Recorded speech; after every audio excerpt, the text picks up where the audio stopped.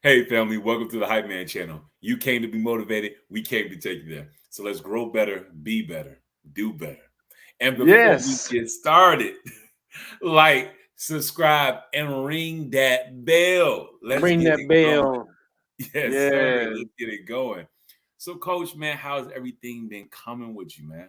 Man, everything is good, Money. Thanks for asking, man. Just excited about, investing in myself, man, and just doing great things, man. How about you? How's things Man, going with you? fantastic. I just got done spending some time with the family, and I've been investing in my family. Like, you Tell know, us about it. we out. Well, I was outside working with Papa. You know how it get down. You remember you can't go back to the south and not be outside doing some hard labor. So manual labor outside, but I enjoyed it. This time it was a different experience for me where I was really enjoying being outside, like using my body in a way that felt applicable. You know what I'm saying? One thing about working out for me is I'm like, why am I doing this? You feel me? Like, oh, to get ladies, I can get them without a six pack. Oh, because you want to be healthy. Like, I'm young. You got to give me some more to that. I'm 24 about to be 25. But to be outside using my body to know that I was doing something for that was bigger than me, you feel me? And not just doing it because my grandfather told me, but also because I want to make sure that the home that my auntie Lisa came to was better than it had been before, and to make sure that it was restored to a certain level. I loved seeing it. So from using a chain, from learning how to disassemble and put together a chainsaw, from like you know using the liners and everything, things I've done before, but being able to do that to serve my family brought me so much light. So I enjoyed that, man. So yeah. Man, that's power pack. Let's go ahead and dive into that a little bit because when we talk about building legacy, that's what we're all about. Yes. And yeah, you get a six pack because you're working out there on the farm, or you're working out in the backyard and pushing the lawnmower, or Yeah. you learn a little this, you learn that. But there's deeper meaning and value Yes. behind learning the skill and making it applicable to keeping up your home, keeping up the legacy in excellence. And when you were talking, one thing that reminded me is the example that we leave for the next generation. When you were out there, you Mhm. had your younger brother and cousin out there. Talk about that, man. How was that when you guys were working together? I mean, it was fantastic. Like it was hilarious because as I was getting ready to leave, Diamond's car wasn't working. So it was like we figured out was the battery, but the battery was one of these like foreign cars where the battery is under the wheel. So you got to take the wheel out, then figure out all this fancy contraptions and everything just to get the battery out. I'm looking like all this hard work just to learn. Like I'm glad we did everything we did, but that experience working with Drew and with Donovan was rewarding because I felt like the years of skills that I got from you, from Papa, from my friends James and Will, and all these like men in my life were able to prepare me for that moment where even though I didn't know exactly what to do, I knew I had all the tools I needed in order to enjoy the process of the labors that we're doing. Like I love your statement, like bringing dignity back to labor. If I love that statement. So it was rewarding. I love like just to be there. Or like, all right, you guys, like check this out. I need y'all to watch why I'm doing this. You know what I'm saying? Understand, hey, look, if I'm touching this side of the battery, don't allow the metal to touch here. And like, look, oh, the battery is live because there was a spark right there. You know what I'm saying? All these small little things that it was rewarding to know, like, hey, this is not just for me. This is for them as well. So next time I'm not here, I don't have to be here for y'all to be successful at changing this battery in this foreign car. You know what I'm saying? Y'all can do it by yourselves. And it was rewarding for me. Felt like I was doing something great for the next generation like you all did for me. So I Yeah, love it's like here it is, you have an opportunity to share, life's experiences, with them while you guys are, repairing, you know, parts of the car. Life lessons are being learned. that. Mhm. You've been able to save that money because you know, the battery itself maybe be $150 and then another $75 or so of labor charge, and then disposal Mhm. of battery. You out about $350, Mhm. and that right there could be used to put away in savings, or to invest, or to put to the side, Yeah. and use for the future. So here it is, you're being able to capitalize off that skill. You're able to share life's moments, to be out there and engage with one another, talk and have conversations. Exactly. You're creating life memories, Yeah. where conversations come up that they probably wouldn't have talked to you in another circumstance. But now that you guys are out there chopping it up and getting stuff done, a conversation like, yeah, man, last week, man, I had a hard time, such and such. And then, Yeah. some come up like, yeah, well, and then, like you said, about the spark and the battery, the positive and negative, not letting a piece of metal touch both, poles of the battery at the same time, and create, Exactly. a real hazardous situation. Those Exactly. applications, they could use that, and apply that to various other different elements, not only for car batteries. It could be lawnmowers. It could be, something even bigger, when they, come to a job, and they on a big engineering project, and they understand the different poles of energy and things of that nature, to be able to play, yeah, I saw this before when we were working with the car, or, stuff, stuff like that, and, was there anything that, anything else that you saw that, could have, that, in that particular segment of time when you were there, you know, uh, created deep meaning for you? I know you were just sharing, being there, helping, keeping the house going, Yeah. for your aunt. Any other things? Well, the main thing for me, the main takeaway that I'm thinking of right now, and that I feel in my soul, is the the thing of the transference of knowledge. We have a lot of young professionals who are, late high school, in college, just graduated, in the midst of their career and their time to knowledge transfer.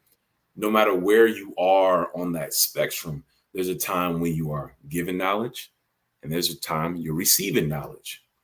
But that whole time, no matter where you are on that spectrum, you have to be teachable. You know what I'm saying?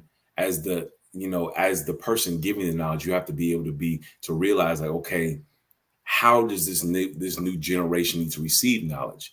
If you're in your 40s and 50s, you can't talk to folks nowadays like you were talked to when you were in your early 20s, teaching people about how to be a plumber, electrician, construction superintendent, engineer, architect, a barista, anything in any field. But on the flip side, if you're in your 20s and you're talking with that grown adult who's been doing your job for 10, 20, 30 plus years, you got to receive them as they are and understand that they're doing their best jobs as well. And so I want to say this to to the young professionals: just always be teachable, young and old professionals. And before I want to ask you a question, Coach, but I want everybody to take a sec, put down your last teachable moment in the comment section. I love to hear it. I'll share mine. My last very much teachable time at my corporate job was learning about, one of my funnest lessons was learning about O-rings, and how this small little washer like piece of rubber can hold thousands of pounds per square inch, and learning about it, and like learning about the proper sizing and all these different things. And the coolest thing about it, the guy that was teaching me just started as one of the senior engineers of the company within the last couple of months, and just seeing how his knowledge transferred from his last job to the job that he just started with, working with the company we're with. It was just awesome to see how knowledge transferred from each job to each job, and it was enlightening. It was fun. I enjoyed it. But that was my experience. Y'all let us know down in the comment section. But you, Coach, you've been a professional in your area now for how long? Man, over 30 years, man. Up to 30. I'm up to 30 years, man. Man, so talk to us, like, how is it now? Like, I'm seeing, I believe there may be some knowledge transfer. So how's that process been for you? You know what? It's been amazing now that I'm on this side of the scale and I'm sharing, and I love your point about knowing your audience. You know what I'm Mm. saying? You can't, you, you know, you can't go with that old school knowledge talking to young people. You can, but it's like, you have to be on the pulse of the generation that you're talking to. And I Yes. think the beautiful thing is like as we're talking to the young people to be moldable and pliable, to be able to receive from the teachers, I think it's just as important for the teachers or the instructors to be moldable and pliable to learn from the younger generation. And I think that's when the best lessons are learned, when Mm. you both realize you can learn something, especially when you're talking to a young adult, somebody who has, you know, grew to a certain level within their skill. Like when you and I go back to forth doing a project or even doing this YouTube channel, you know what I'm Yes. saying? There's things that I know, but then there's a lot of things that you know. And when we vibe off of one another and remain teachable, humble, and respectful, we both grow. And I Yes. think that's amazing, and I think that's something that we should continue to go forward, because I think sometimes as adults or elders, we get to a certain thing, get to a certain place where, you know, can't tell me nothing or look at them. We get in that overcritical stage, and we Yeah. have to be very careful. And I can just go ahead and be transparent and share another experience and talk about Coach Green a little bit. I have, four sons, you being one of them, and we got one more, Omari, who's the last of the Mohicans. And I caught myself going outside to cut the grass while he was in the house playing video games. Oh At no. least, but what I caught myself doing was taking the lawnmower. During the winter season, if you leave gas in the lawnmower, that's not the best thing to do, because when you start up the new season, that old gas and the carburetor and all that, it's tough to start the lawnmower up. So my thing was to open the carburetor, put in some starter fluid or whatever, and get it started, and at least get it working. Get it to going so I can give him the lawnmower to cut the grass. And mom thought I was out there, cutting the grass, and yet this big He-Man 18-year-old playing video games while I'm cutting the grass. She's like, "Is that your daddy out there cutting grass? If you don't get outside right now," and you know, it's never a time where you don't have an opportunity where, especially father to son, father to daughter, daughter to son, where you have an opportunity to share. And I think I have to be careful. And I want to talk to some of the fathers and mentors and elders out there, is that, based off of my personality, everybody's not like this, but based on my personality, I'm a doer. And so sometimes that can get me in trouble. Even when you were growing up, Mm. I could just go ahead and do things and get it done with and put it behind me, because now I'm checking a list. But look at the opportunity I'm missing to engage with my son, Yes. teach him a skill, Yes. create a memory so that he can embark and learn a skill for himself Yes. and become more of uh, the individual that he needs to be, to understand not only his his signature move, but how that would apply in his life and how he would navigate life as a young man, especially a young black man, Yes. even the more important. And so I almost missed that opportunity just checking off the boxes. And mama ain't gonna, Dr. Dula Oh, ain't gonna let you slide on nothing. And she's, not at all. continually reminding me, and it's like, and that is true. And I just wanted to tell him myself, you know, um, there's, what we call in one of our teaching lessons, that um, gradual form of release, Mm. where you are sharing a skill for a young apprentice or young person, so that they can actually move forward with that skill and then eventually share with someone else. And so the whole process is, let me show you, then let's do it together, then you show me, and then you do it yourself. Mm. So that's an important process to, to keep in mind when we're passing, skills down, no matter if it's communication skills, carpentry skills, computer skill, any type of skills, Yes. relationship skills, Yes. dealing with people, dealing with finances. All of these things are important as as a way when we talk about building legacy Yes. and moving forward so that the next generation is prepared. Yeah. I love what you said, and I love your story even more because it's something that I'm so as I let the audience know, I am a Venture for America fellow. I just made into the program, and I'll be starting my 2-year fellowship starting very soon. Yeah. Hoo, hoo, hoo, hoo, hoo, hoo. Thank you, Coach. Thank you, Coach. That's Thank you, right. Coach. Let's give it up. Let's give it up. And the reason for me doing it was originally I was doing it because I was seeking, guidance from God. And this was an opportunity that opened for me and that I felt very spiritually led to do. The next reason is because I wanted to learn more about entrepreneurship in the startup realm. And one of the most important skills that I desired to learn was the power of delegation and how to pass tasks on, not because of laziness or not because, oh, I'm getting too old to do it or I'm too good to do it. No, it's because, yes, I can do everything. Yes, I can go into the Tuskegee University, go to Wisconsin Choir and do everybody's role or sing everybody's part. But why? Is that sustainable for right now? And is it sustainable for the future? No. And so what I love about it is because you recognize in that moment is like, you know what? Not only like I did plan on having to mow it, but he should probably like it'd be a great skill for him to know, hey, like when you like, I just wanted you to know this. Hey, when we're like at the beginning of every season, you either want to empty out the lawnmower, all the old gas out, or you want to make sure you do these steps at the beginning of the springtime, summertime to get the lawnmower clean. The same for me, like when I was outside, we were fixing down his car.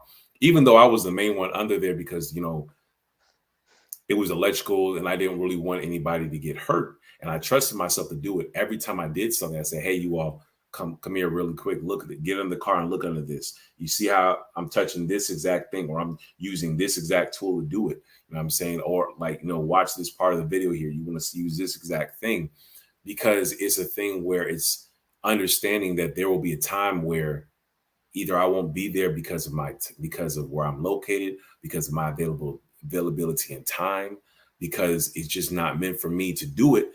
At some time you got to learn how to delegate the skills, and that's what I'm most excited about this program. And that's what I also love what you said, because it's learning how to delegate those skills. You know what I'm saying? It's the blessing, the curse of being a leader. The blessing is you don't have to do all the menial roles in the role anymore. The curse is you have to trust the people you hire, the people you raise, the people you birth to do the role more excellent than you did it in the past. So, That's amazing, iMANi, and thank you for sharing that because it's just so important that we understand the power of trust through delegation. That's the whole thing yes. about having a team. Because if you're Yeah. doing the job, then what is the use of having a team? And the thing that came to me as you were talking is that you're not only passing along a skill, but you're passing on along an essence of yourself. Wow. Wow. Yes. Yes. So the energy that you have, the DNA structure about how you problem solve a certain situation, that energy is actually imparted into the apprentice or the young person or the trainee that you're sharing with. And the same energy that you impart that knowledge to them is probably the way that they're not only going to problem solve that situation at work, it may be even the way they problem solve the situation at home with their wife and their children. Right. Yes. So we're not just talking about any kind of leader. We're talking about a leader amongst leaders. Mm, That's who you are. Because I think that everything, no, I don't think, I know that the way you go about everything is excellence. And I know that hit me one day about faith. Like, what is faith? mm, Right? At the end of the day, yeah, it's believing in something that you can't see and letting it, um, and keep working through it.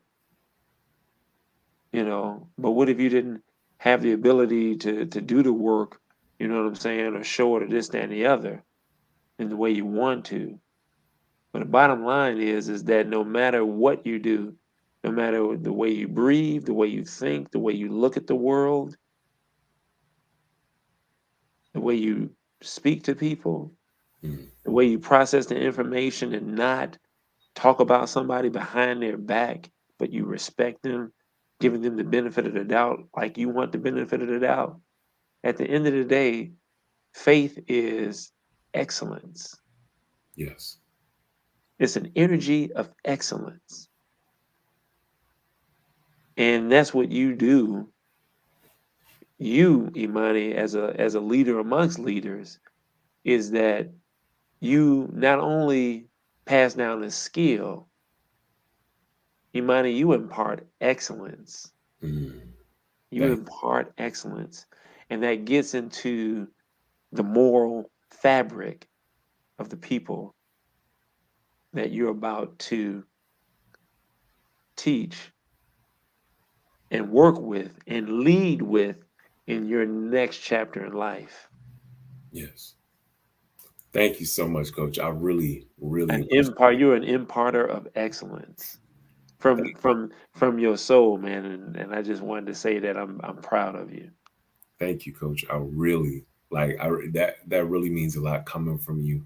It is something that I pray whenever I'm leading somebody that they receive, because the same as you know when you were leading me and my brothers or people at work, it's difficult to be a leader and to make sure your intentions are received. And the fact that my intention was received from the person who taught me how to lead, it Mhm. means that does mean a lot more than the people you're listening, because the people who are listening to you, they're just trying to learn the lesson. But the person who taught you how to lead already knows the lesson. They're looking about how and why you're doing it, because that's that is the higher level of leadership that they're looking for, to trust you. So when you have high responsibilities, it doesn't matter what the task is. They want to know, is he going to go about it with a positive frequency, and does he know why he's going about it at a higher frequency?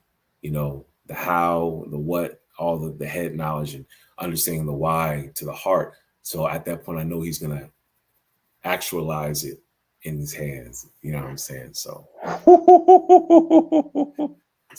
yeah, I really Yeah. appreciate that, Coach, man. No, thank you, sir. And I just wanted to for our listeners, if they have people that they're imparting to go ahead and write in the comment section below what was the last lesson that you uh, taught or shared or imparted to the people that you've been leading, you Yes. know. And did you learn anything in that process? What was your latest humble pie Yes. Man, experience? Because we always get them because we're all growing. So exactly. Hey, well, we love you guys. Thank you so much for listening. And before we go, you know what we do at the end of every episode? The beer check-in, boy. Let's see, let's see, let's see. Oh. So, Coach, let talk to us. How's your journey been going? How is it coming this week? you can see it, boy. Look at them waves. I get wave Oh, big. man, I love it. Yes, I Man, I see gotta it. get before after pictures, man. You got dad over here dropping, boy. Yeah, dude, I love it. And I'm You seeing got this that salt concept. and pepper. I'm What seeing about this. you, Manny? Oh, everything's going fantastic. Fighting the battle when it comes to the side. I actually did something different. I shaved my beard down. I know y'all can probably notice it a little. Like it's not as full, because I brought it down because my underbeard is finally all the Oh, way that in. underbeard is hit. That underbeard is hitting You know what I'm though. saying? I don't gotta like do rake over and everything. And I'll tell y'all one of my trade secrets. Actually, I'm gonna wait, because it's too much power. I can't tell y'all that trade. Just know, Yeah, we're gonna if you hold want to that know for the the trade next secret, broadcast. if y'all want to know the trade secret, put down trade secret inside the comment section. But the tip for today is about skincare. And it's not always about what products you use, but it's also about the simple thing of what you put on your face every time you wash your face. You put your rag on your face, but make sure the rag you use is right for the skin that you have, so not something not too rough. And also use. I'm gonna be real. I know we men and we don't be caring, but use a different rag from the face versus the body. It's just one extra rag. Have two rags in the shower. One for your face and for your neck or where you know your face, beard, and stuff, and then another rag for the rest of your body. It's the simple stuff like that that don't carry the dirt from your feet and your growing to your face, and you wonder why your beard's not growing in because your skin clogs is bored with foot juice. You know what I'm saying? You wonder why your face ain't growing in because Not your the face is foot dirty. juice.